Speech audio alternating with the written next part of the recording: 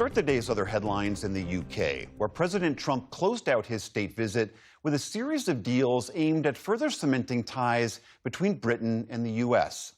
I think it's an unbreakable bond we have, regardless of what we're doing today. I think it's unbreakable. He and Prime Minister Keir Starmer signed a major technology partnership as well as an agreement on nuclear energy. Afterwards, they spoke with reporters where President Trump acknowledged that he disagrees with the UK's plan to recognize a Palestinian state.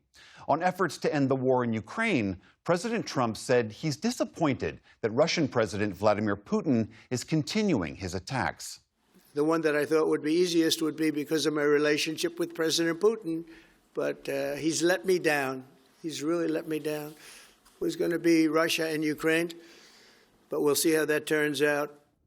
President Trump also suggested that the U.S. may reestablish a presence at the Bagram airfield in Afghanistan. That facility played a central role in America's chaotic withdrawal from the country in 2021. The president has floated this idea in the past, but has provided few details. The Trump administration is asking the Supreme Court for an emergency order to remove Lisa Cook from the Federal Reserve's Board of Governors. In its filing, the Justice Department claims a lower court's refusal to okay her dismissal was, quote, yet another case of improper judicial interference with the president's removal authority. President Trump has accused Cook of mortgage fraud, which she denies. The request comes a day after Cook joined a majority of other Fed board members in voting to cut interest rates. Charlie Kirk's political organization, Turning Point USA, announced today that his widow, Erica Kirk, will be its next CEO. The entrepreneur and podcaster often appeared with her husband at Turning Point events. In emotional remarks following her husband's assassination last week, she vowed to continue his work. Erica Kirk takes over amid a surge in interest and support for the organization. Charlie Kirk helped build Turning Point into a multi-million-dollar operation that was widely credited with helping Republicans win over young voters in last year's election. In Pennsylvania, prosecutors say that a suspected stalker was hiding at his ex-girlfriend's house when he opened fire on police who had come to arrest him. 3 officers were killed immediately and 2 others were hospitalized. The suspected gunman was identified as 24-year-old Matthew James Ruth, who was killed by police in the shootout that followed. The fallen officers were identified today as Detective Sergeant Cody Becker, Detective Mark Baker, and Detective Isaiah Emenheiser. At a press conference today, law enforcement officials paid tribute to their service.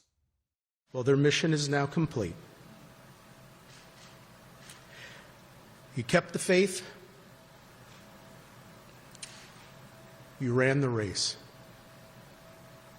You fought more than a good fight.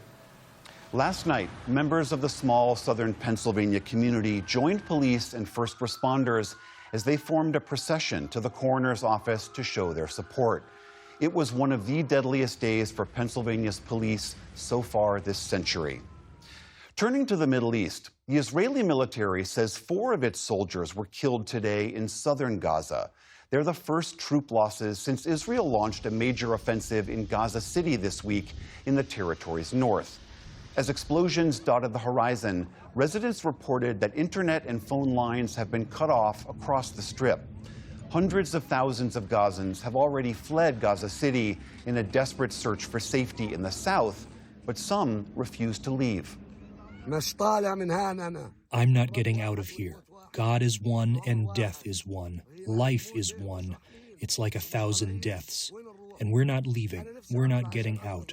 I wish I could leave to save my children, but where do we go?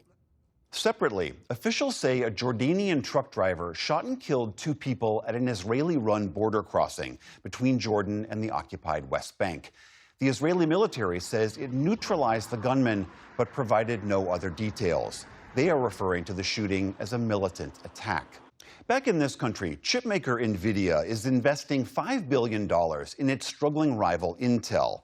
The 2 companies also announced today that they'll work together on custom data centers and chips for personal computers. The investment is a lifeline for Intel, which has struggled to adapt as consumers shift to mobile devices.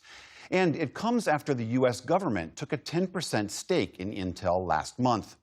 NVIDIA's investment still needs regulatory approval. Intel shares surged 22% on the news. And on Wall Street, NVIDIA's investment helped drive the three major indices to new all-time highs. The Dow Jones Industrial Average added more than 120 points on the day. The Nasdaq jumped more than 200 points. The S&P 500 also ended in positive territory. Still to come on the NewsHour, Senate Republicans pushed through multiple judicial nominees after changing the rules. Israel's ambassador to the U.S. discusses the ongoing war in Gaza. And we examine a new originalist analysis of the Constitution and its potential impact.